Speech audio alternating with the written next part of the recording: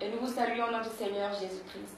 Moi, je suis Marie Choma. J'ai le privilège aujourd'hui de vous présenter une émission spéciale, une émission où l'homme de Dieu, le berger Moïse Lushiku, va nous faire entendre fidèlement les paroles du Seigneur Jésus-Christ ainsi que celles des anges, puisque la grâce lui a été accordée de les entendre. Nous vous signalons aussi que la plupart d'entre nous ont déjà eu à suivre ces témoignages extraordinaires du berger Moïse Lushiku en ce qui concerne ses expériences inoubliables. Et ainsi, ces faits se sont déroulés depuis l'année 2007. Et dans le cadre de cette émission, chers frères et sœurs, il est question de la dispensation. La dispensation, tout au long de cette émission, bien sûr, au fur et à mesure, nous allons découvrir au fur et à mesure en profondeur ce qui lui a été communiqué de la part de notre Seigneur Jésus-Christ. Et le berger Moïse Lushiku est le pasteur titulaire de l'église Messianic International Church, dont les coordonnées se trouvent au bas de vos écrans. Sans pour autant tarder, nous allons accueillir tous ensemble cet homme de Dieu. Bonjour, berger Moïse Lushiku. Bonjour Marie. Bienvenue à vous, pasteur. Merci. Bien-aimé dans le Seigneur, puisque cette émission s'intitule La dispensation. La dispensation vient du verbe dispenser, ce qui veut dire partager, communiquer ou transmettre. Et nous avons hâte d'écouter cet homme de Dieu, le berger Moïse Lushiku. Pour commencer, berger Moïse, sur le plan de l'esprit de la chrétienté, d'après vous, comment définiriez-vous ou comment concevez-vous la dispensation? Et si vous pouvez aussi la situer dans la Bible de Genèse à Apocalypse. Merci. La dispensation, comme vous l'avez présenté, ça vient du verbe dispenser.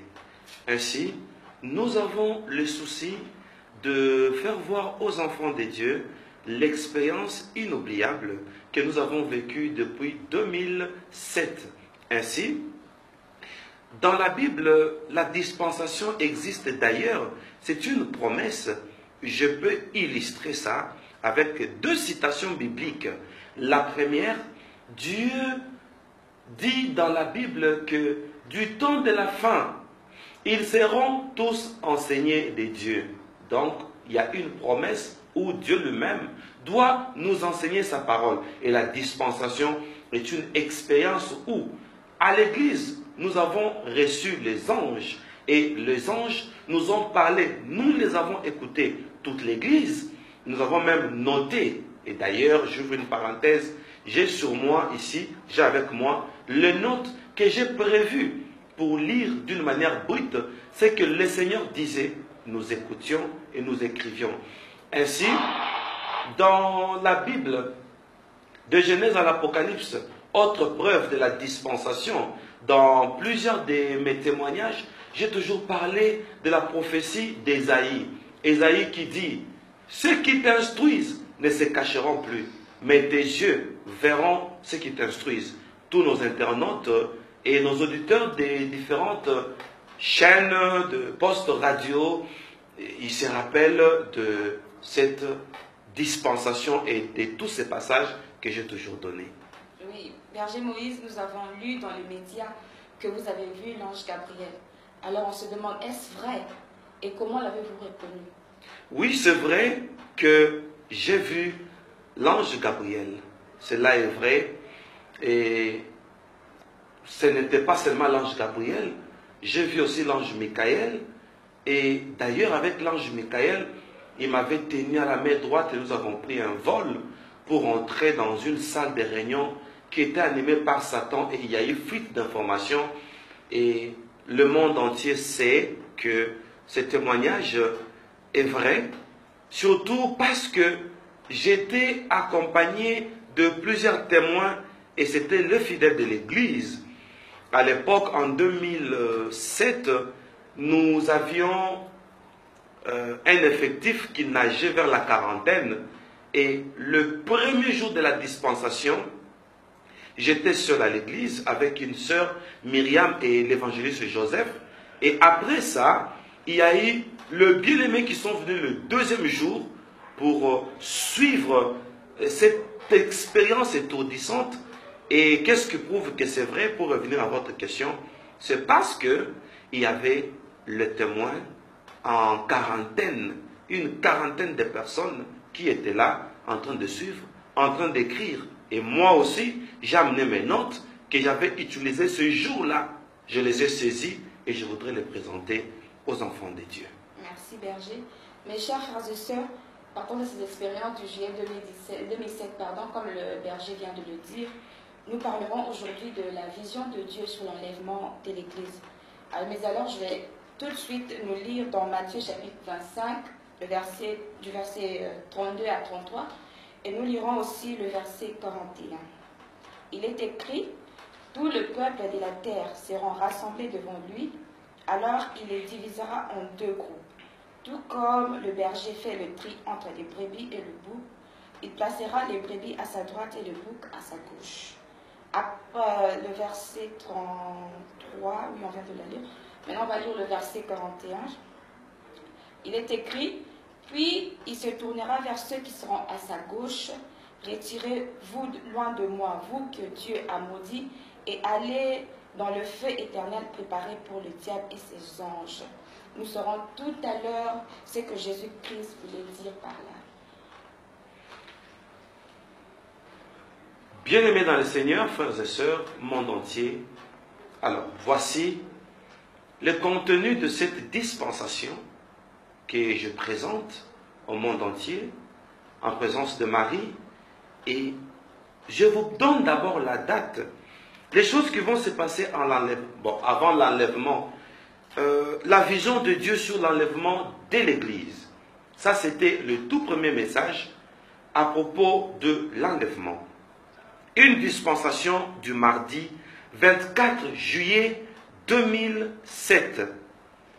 Le Seigneur Jésus-Christ lui-même, accompagné de deux anges, Gabriel et Michael, et ils nous ont parlé.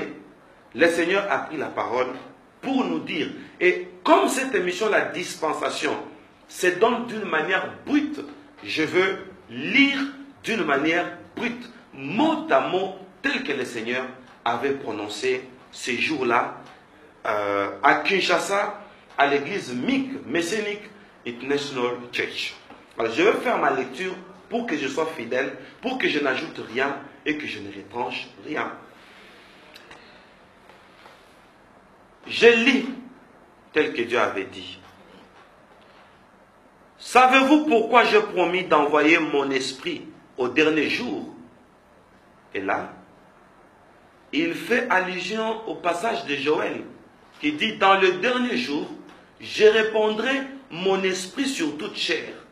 Et il nous pose la question, savez-vous pourquoi j'ai promis d'envoyer mon esprit au dernier jour, alors qu'à la Pentecôte, il était déjà descendu? Comment le Saint-Esprit est déjà descendu le jour de la Pentecôte? N'est-ce pas? Et on nous promet encore que dans les derniers jours, il faudra que l'Esprit soit encore là. Parce que le jour de la Pentecôte, ce n'est pas le dernier jour. Alors pourquoi l'Esprit doit encore venir au temps de la fin? Et le Seigneur continue et dit, n'est-il pas écrit dans ma parole qu'il y a un seul esprit? S'il y a un seul esprit, il était déjà descendu le jour de la Pentecôte. Et pourquoi au dernier jour, il doit encore venir? Parce qu'il est déjà venu. Ce qui signifie qu'au dernier jour, ce sera le même principe comme à la Pentecôte. Alors quand il dit, je répandrai mon esprit au dernier jour, ça veut dire, comme le Saint-Esprit était déjà descendu, le Seigneur nous a fait voir ce jour-là, ce mardi-là, que ça sera juste ce qui s'est passé le jour de la Pentecôte, ça va se reproduire au dernier jour. C'est ce que le Seigneur nous a dit. Il continue, il dit, ils étaient à Jérusalem, tous enfermés dans une chambre haute. C'est ce qui doit arriver au dernier jour. Au dernier jour, le même esprit-là de la Pentecôte va faire à ce que les gens soient aussi regroupés quelque part.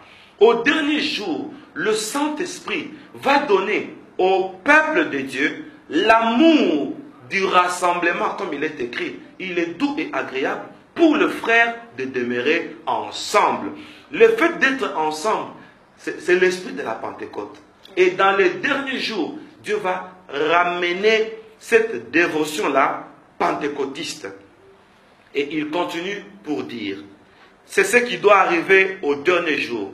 Mon esprit ne descendra qu'auprès de ceux qui appartiendront à l'Église, représentée ici par la chambre haute. C'est-à-dire, dans les derniers jours, l'esprit de la Pentecôte fera que nous soyons unis et que nous adhérions à l'Église. Et l'amour de l'Église, c'est le signe de l'esprit de la Pentecôte qui vient réunir le Vierge sage. Et Dieu continue à parler, il dit, avant que l'enlèvement ait lieu, l'esprit du rassemblement va animer mon peuple. Et je voudrais ouvrir une parenthèse pour dire que l'ordre nous a été donné. Dieu nous a donné l'ordre. Il a dit que chacun de nous ait un bloc-notes. Et une quarantaine de personnes, nous avons pris de bloc-notes, de stylos. Pendant qu'il parlait, nous étions en train d'écrire toute l'église. Ce qui a fait que le fidèle de Mic, qui était là à l'époque, chacun de nous a son cahier de la dispensation. Et moi aussi, j'ai mon cahier de la dispensation. Alors, c'était du jamais vu, du jamais entendu. Entendre Dieu parler, et nous étions en train d'écrire. C'était beau à voir et c'était beau à vivre. Le Seigneur est merveilleux. Ainsi, pour revenir aux paroles du Seigneur, il dit,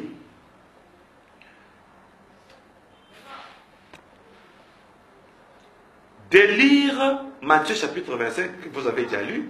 Voilà, c'était déjà lu. Et il commence à nous expliquer. Il dit, partant de ces passages, ceux qui iront à ma droite, ça c'est le Seigneur qui parle, s'agissent de personnes ayant prouvé la vigueur le long de leur parcours sur terre. Comme les brebis iront à ma droite, c'est la catégorie, la qualité de ceux-là. Pendant leur parcours sur la terre, ils ont vécu avec vigueur, des hommes et des femmes dynamiques. À ma gauche, il s'agira de ceux qui seront faibles dans les derniers jours, ceux dont les Écritures qualifient de boucs. Voilà, on les envoie à gauche du Seigneur pour typifier la catégorie de ces soi-disant croyants, pas chrétiens mais croyants, mais qui, malgré leur croyance, ils vivaient dans la faiblesse. C'était des hommes et des femmes faibles. Voilà ce qui doit arriver dans les derniers jours. Et le Seigneur continue. Laissez-moi vous parler du profil d'un bouc dans les Écritures. On chargeait sur lui le péché pour les renvoyer par la suite au désert où il y a Azazel, qui n'est autre qu'un démon. C'est bien l'image de ceux qui sont rebelles dans les églises, la catégorie de ces croyants têtus et vivant dans la faiblesse. Quiconque, malgré les efforts qu'on fournit pour lui faire aider, pour se faire aider, mais n'arrive pas à quitter le péché, prend l'image d'un bouc. Image des croyants perdus, vivant sans repère, sans église, se contentant du vagabondage spirituel. Il existe ceux dont les pasteurs sont fatigués et les ont lâchés à cause de leurs attitudes. Spirituellement, ils se transforment en boucs. Vivre sans accomplir les objectifs pour lesquels on a été créé, c'est sans doute une déception directe envers son concepteur. C'est ça un vrai bouc. C'est ce que le Seigneur avait dit. Il continue pour dire, par contre, le profil de l'agneau se fait voir sur différents autels d'Holocauste. L'image de ceux qui savent supporter le feu de la souffrance qu'on endure pour vivre dans la sainteté. C'est ça l'agneau. Ici, l'autel, c'est en outre l'image de ceux qui participent aux diverses tâches de l'Église.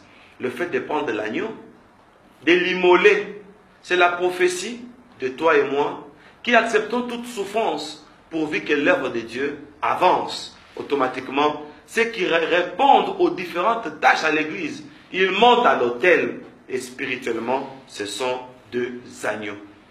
Voilà ce que le Seigneur nous avait dit à cette première dispensation à propos de l'enlèvement de l'église. Qui ira à l'enlèvement et qui n'ira pas à l'enlèvement, voilà le profil vient d'être donné. Merci Berger Moïse. Bien aimé dans le Seigneur, nous venons de suivre bien attentivement ce que l'homme de Dieu vient de dire. Alors Berger Moïse, on se demande, lorsque ce message est arrivé, vous étiez en transe ou vous étiez, je ne sais pas, on aimerait savoir. Lorsque ce message est arrivé, j'étais à l'église. Il y a eu deux parties de la dispensation. Peut-être trois, Marie. Oui. C'est-à-dire, première partie de cette dispensation, Marie, nous étions assis, tels que nous sommes assis dans ce cadre. Je vous assure, assis à l'église. La dispensation avait commencé à 5 heures du soir. D'autres appellent 17 heures. Et nous étions à l'église, Marie. Et là, nous étions en train de voir et d'entendre. Et moi, je voyais les seigneurs. Je voyais les anges parler, mais les autres entendaient seulement.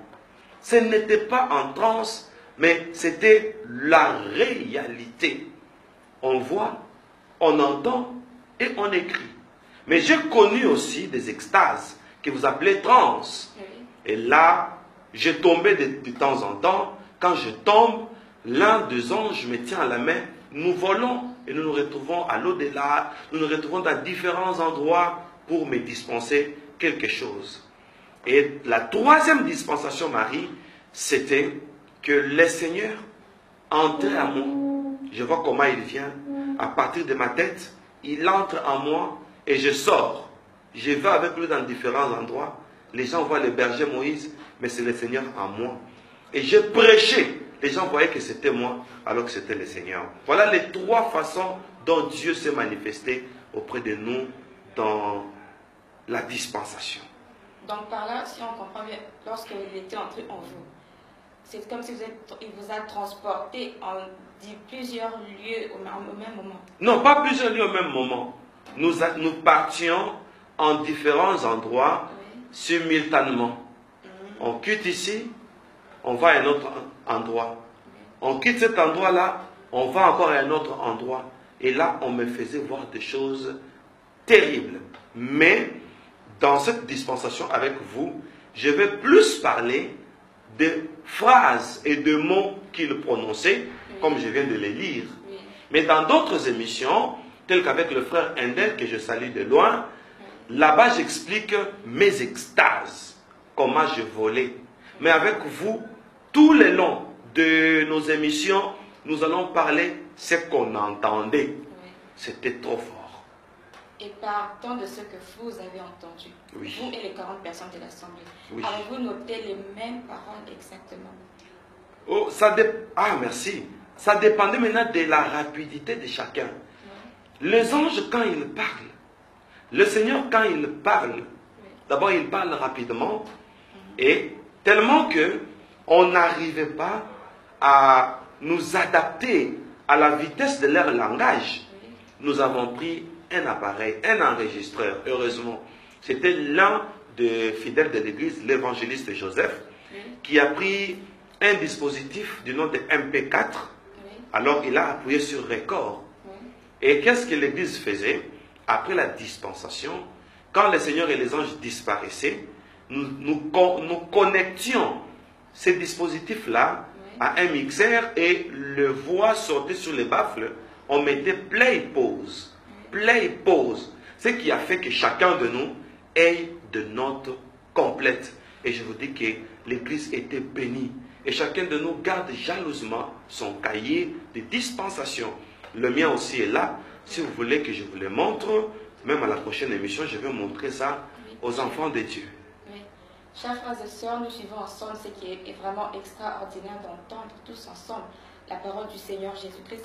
Alors, berger Moïse, vous avez dit ceux qui ne remplissent pas leur mission sont considérés comme des boucs. Tout à fait. Alors, on veut dire, lorsque tu n'accomplis pas ta mission sur terre, ça veut dire que c'est commettre un péché. C'est commettre un péché, et le Seigneur nous a dit que c'est une déception vis-à-vis du concepteur. Le Seigneur nous a conçus pour que nous puissions remplir une tâche sur la terre. Et maintenant, quand on arrive sur la terre, on ne remplit pas sa tâche. C'est vraiment un péché et c'est une déception auprès du Seigneur. Et on va rater l'enlèvement pour n'avoir pas accompli sa tâche. Et d'ailleurs, ces jours-là, le Seigneur dans les commentaires, il nous avait dit, n'est-ce pas qu'il est écrit que je fais pour vous un royaume des sacrificateurs. Être sacrificateur, c'est participer à l'œuvre de Dieu. C'est ça la sacrificature. Et celui qui ne participe pas à l'œuvre de Dieu, il n'est pas sacrificateur et le royaume des cieux n'est pas pour lui. Donc le ciel, c'est pour les ouvriers. Oui. Alors on se demande, alors ces gens qui viennent tout juste à l'église, ils viennent, il n'est ni protocole, il n'est ni ouvrier, il n'est quand même pas les chaises, il vient juste, il suit la parole, il s'en va, il met son offrande. Celui-là aussi il n'est pas un agneau, il n'a pas part au paradis. Il n'est pas un agneau d'après le Seigneur. Oui. Comme nous avons lu ça d'une manière brute, c'est un bouc. Je pourrais joindre une autre expérience quand je suis arrivé à l'au-delà. On était en train de juger ceux-là qui venaient à peine de mourir. Là, c'est quand j'ai goûté à la mort pendant 10 heures du temps. Je me rappelle d'une personne qui était arrivée. Un ange lui dit, toi tu étais à l'église. L'ordre m'a été donné de te bénir si et seulement si tu servais le Seigneur. Parce que tu étais à l'église et tu ne servais pas le Seigneur, alors va dans le séjour des morts pour attendre l'enfer, là où il y a le pleur et le grincement des dents. Il est entré dans le séjour des morts et non au paradis, en train de fondre en larmes. Mais on se demande toujours, parce que là on ne comprend pas. On dit couramment, on les entend tous les jours dans les églises, il faut recevoir le Seigneur Jésus-Christ comme son Seigneur et Sauveur pour avoir part au paradis. Oui. Mais lorsque vous dites qu'il faut nécessairement servir, participer à l'œuvre. Vous savez, le salut, c'est recevoir Jésus-Christ comme son Seigneur et son Sauveur personnel. Quand on reçoit Jésus comme ça, n'est-ce pas, on ne croise pas les bras pour attendre le ciel. On commence une nouvelle vie, la vie du service, la vie sacerdotale. C'est cette vie-là qui fera que nous soyons un peuple mis à part et que nous devenions des sacrificateurs. On reçoit Jésus-Christ comme Seigneur et Sauveur personnel et on reçoit une nouvelle identité des serviteurs de Dieu et des servantes de Dieu. Okay. Mais ceux qui donnent leur offrande alors, ils participent à l'œuvre de Dieu. Ils participent à servir Dieu. Merci pour cette question. Il y a plusieurs paramètres. Quand on donne ses offrandes, n'est-ce pas, on contribue à l'administration de l'Église. Ses dîmes et autres. Il y a les autres qui servent Dieu avec leur argent. Il est partenaire. Il fait partie de l'œuvre. Il y a l'autre qui est protocole, l'autre est intercesseur, l'autre est prédicateur comme moi, l'autre est journaliste de Jésus-Christ comme toi, etc., etc. Merci. Chers frères et sœurs, nous sommes bénis par ces explications du berger Moïse. Berger Moïse, déjà l'émission touche au fur et à mesure à sa fin. Alors on se demande, avez-vous autre chose à ajouter concernant la vision de Dieu sur l'Église? Merci. Concernant la vision de Dieu sur l'Église, j'exhorte le monde entier à se réveiller. Le Seigneur nous appelle à son œuvre. Le Seigneur nous attend à la sacrificature. C'est le conseil que je pourrais donner au monde entier. Monde entier, réveillons-nous. Il est temps de nous présenter à l'église du Seigneur. C'est ça l'esprit de la Pentecôte. La chambre haute nous prophétise l'église. Dieu veut nous voir à l'église. Et là, à l'église, nous devons jouer une fonction. Parce que nous sommes dans une nouvelle émission avec Marie. Nous vous promettons pour la prochaine émission, nous allons vous parler de ce que le Seigneur et les anges nous ont dit à propos de l'Afrique. Ça sera la première fois de le dire aux médias, le mystère de l'Afrique. Alors, à suivre dans ce film. Berger Moïse, l'honneur a été pour nous de discuter avec vous à propos de la vision de Dieu sur l'enlèvement de l'Église.